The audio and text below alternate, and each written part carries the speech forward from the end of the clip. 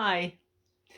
So today we're going to think about how we can change our thinking, how we can remold some of these patterns that are formed in our brains and in our thinking.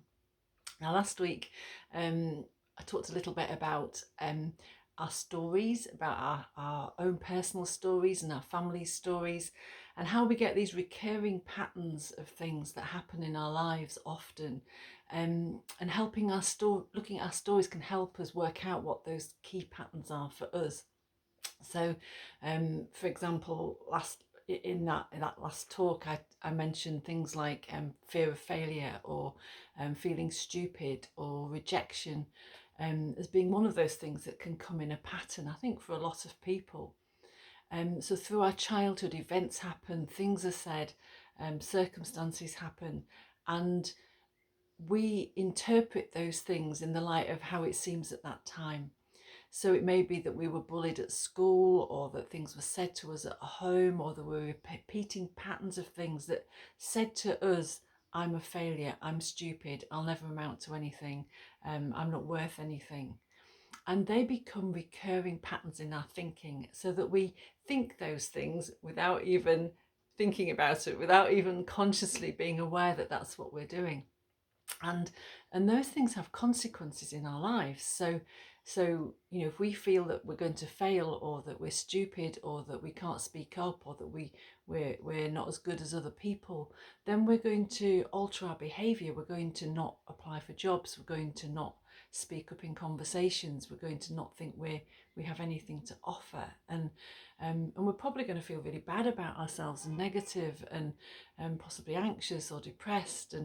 And sometimes that can have physical effects in our bodies as well, because, as we've talked before, all these things are connected together. So, what I'm talking about this week, this reprogramming, is actually really, really important, because it has massive implications for our own sense of value and worth, but also our well-being, our health, our physical, our emotional health, and what we bring to the world, what we can contribute to the world and to those around us, and what we can do with the lives that we have here.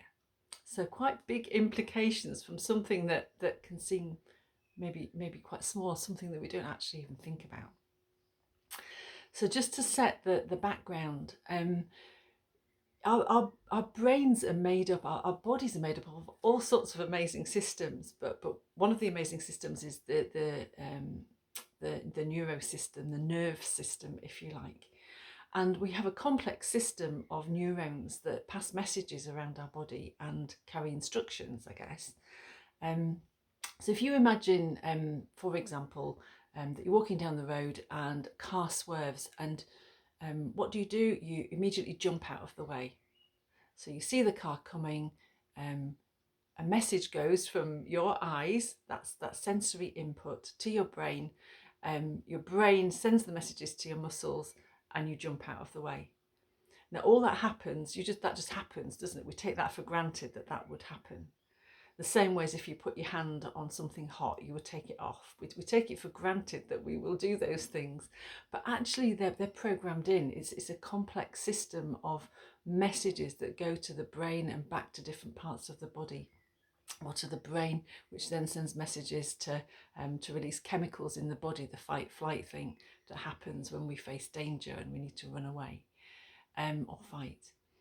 So we have these neurons that it's a bit like passing electricity, or well, it is electricity. It's like a wiring system, or a road network, or a complex system of neurons, millions and millions of neurons that we have in our bodies and in our brains that pass these messages. And the same thing happens with a thought. So if we go back to these patterns of things that happened in our childhood and the things that we think, those thoughts start to create increasingly wide, if you like, or strong pathways within our brains. So, for example, if you've got this recurring pattern where you have the thought that nobody likes you, and you're rejected, everybody will reject me, or nobody will like me, or I'm stupid, or a failure, or whatever it is, that recurring thought will start to create a strong mindset, if you like, a set pathway within the mind, a set pathway within your brain, so that the brain goes automatically down that pathway when an event happens, in the same way that it would if a car swerved. So take, for example, as an adult, you're in a meeting and one of your colleagues gets really, really angry and shouts at you. Then if you've had that background of thinking, it's likely that you will interpret that as, I've done something wrong, I'm stupid, I've got it wrong, I'm a failure, nobody likes me, because that's what your brain is used to doing. But it may actually be completely offline for what the circumstances are at the moment. And actually, it turns out that that colleague has just received some really bad news that morning and is very, very stressed and on the edge. And it just came out as shouting in that moment because it pressed a trigger for them. It was actually nothing to do with you. But your brain has interpreted it a certain way, and you react a certain way based on your story, based on these patterns that are formed in your brain. And this is happening all the time, every day, often subconsciously, so often without us realizing that it's happening, that we will have a feeling or a thought or a response to something that's actually completely out of perspective for the situation we're in, is actually not true for the situation we're in. It may have been an event once where we were rejected, or repeatedly, but not now, but we interpret it in that way. So one of the things that we can do is to reprogram, so reset, and we change our mindset. We unset it, if you like, and set it in a different pattern. Another way of looking at it is something called stronghold. So these patterns of thinking that have a strong hold on us, because it's almost like we're controlled by the patterns of thinking rather than being free to make different decisions and think in a different way. So the first thing is just being aware of it, being aware of our story, being self-aware of these things that have happened, and starting to notice them, starting to be willing to maybe challenge them a bit, challenge our thinking, challenge what we've always thought before. We know that from research that there's loads of research about these kind of things. You can look up neural pathways, neural programming, neuroplasticity, changing how the brain interprets things and processes things. There's loads of research out there that confirms that this is possible. And we know that we can do this, that we can reset the patterns within our brains, within our thinking, and then that makes us feel different and we can behave differently, and it can actually completely change our lives for some people in certain situations. So how do we actually do that? Well, the first thing is to notice, like I keep saying, these patterns of things that happen. So let's take the thing, for example, about I'm stupid, I'm a failure, I'll always be rejected, nobody will like me scenario. So we write down, this is how I feel. This is what goes around my mind all the time. This is what it is. Just write it down and pick out the key points within that you know are the recurring patterns, you know are the key things within there. So you put that down, and then you do some research, or you start to think, or maybe even chat with a friend that you trust, and think, actually, what is really true now? So I'm here as an adult. What's actually true now? Are all those things true?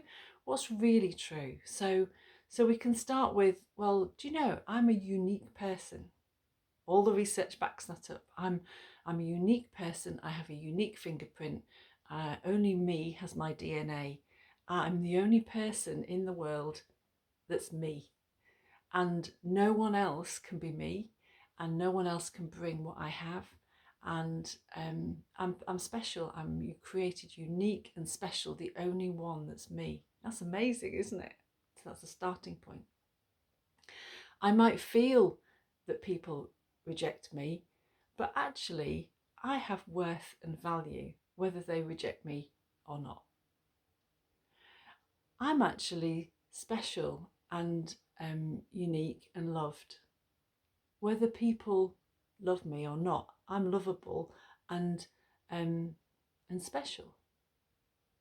And one of the things that I do as well is to think about, well, what does God say about me? He says that he knit me together in the womb. He says that I'm fearfully in the sense of wonderfully, amazingly. I'm fearfully and wonderfully made, amazingly, wonderfully made by him. And I'm always loved by him. And nothing can separate me from his love, whatever happens in the world. And we start to think about the key truths, things that are actually opposite to what we might have experienced or believed or having these recurring patterns in our thinking. So now I have something different.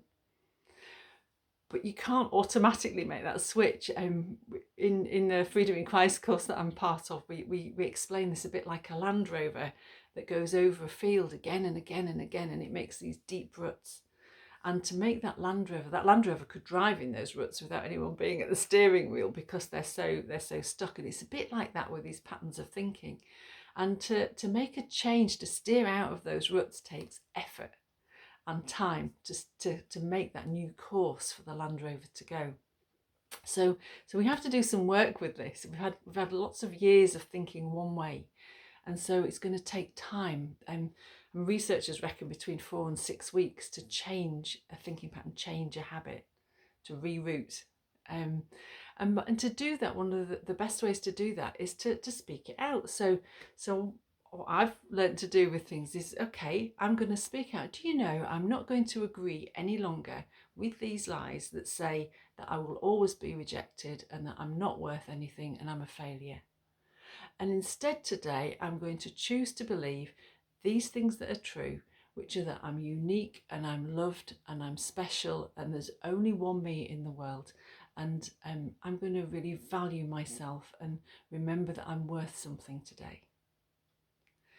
And you do that again and again, certainly at least once a day. And when that thought comes in your head of, I'm stupid, no, I'm not going to agree with that thought today. I'm going to choose something different. And it's a choice because we will probably still feel like the old thing. And you do that on a daily basis. I've done it where I've had little cards that I carry around with me. So if I'm in a situation where I feel vulnerable, I'll get my little card and I'll think, no, I'm going to choose something different. I'm going to reprogram something different. And do you know, it works. It's amazing because actually as the time goes by, as the weeks go by, you suddenly realise when a situation happens where you feel that rejection or you feel a failure, you start to realise that you're thinking something different, that your brain is thinking something different, and you feel different and you can respond differently. And that's good for everybody. That's good for us because it opens up new options. It means we can be more confident and try new things out and dare to do things we haven't done before. But also it's good for the people round about us because, say, for example, with that colleague in the meeting, we can actually think, actually, maybe this isn't me. Maybe they've had a really bad day. I'll check in with them afterwards and see if they're okay. And it transforms our lives, it transforms things. Don't try and do too much too quick. So it's good to take one area first and work on that area. And we'll probably all have lots of areas, and it's an ongoing process because once you start doing this, you start to realise how many things we think that actually we can change and that actually aren't healthy or true. So one thing at a time, work on that one, start to get that one embedded, and then think, okay, let's work on a different area now. Let's think about something different. Let's make this a way of being that I actually do question some of the thoughts that I have and the feelings that I have, and actually just assess. Let's just weigh them up and see if they're true or not, see if these are right or not.